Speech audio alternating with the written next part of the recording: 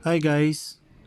So ngayon, ituturo ko sa inyo kung paano natin makikita yung mga subscribers pati yung mga nag-unsubscribe sa atin sa YouTube. Ngayon guys, ready? Una, punta lang tayo dito sa Google Chrome. So ayan guys, nasa Google Chrome na tayo. Tapos ito, make sure na account nyo yung nakalagin. Same sa YouTube channel nyo, sa YouTube account nyo. Kailangan pares sila. Okay guys. So next, dito. Ba't may ganyan? Type lang natin. Studio. dot youtube.com.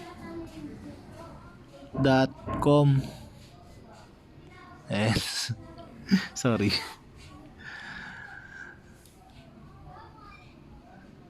So ayan guys. Next, dito sa upper right, meron ditong arrow. Ayan. Arrow na color red na may background na white. Pindutin lang natin yan. Tapos desktop site.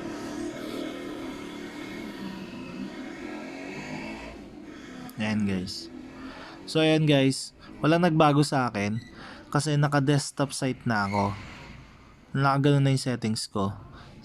Pinakita ko lang sa inyo kasi baka hindi pa kayo naka-desktop settings.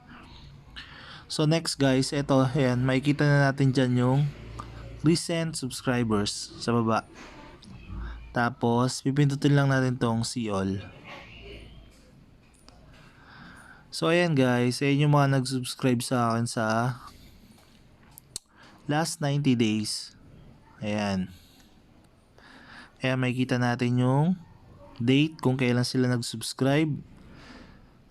Kung ilan yung subscribers nila. Ayan. Tapos kung nakasubscribe ba sila sa atin or nakasubscribe tayo sa kanila. Okay guys, palitan natin ng last 7 days. Ayan. Wala ulit nagbago. Kasi sila rin yung mga subscribers ko kasi bago lang yung account ko guys. So ayan guys, ganun lang kasimple.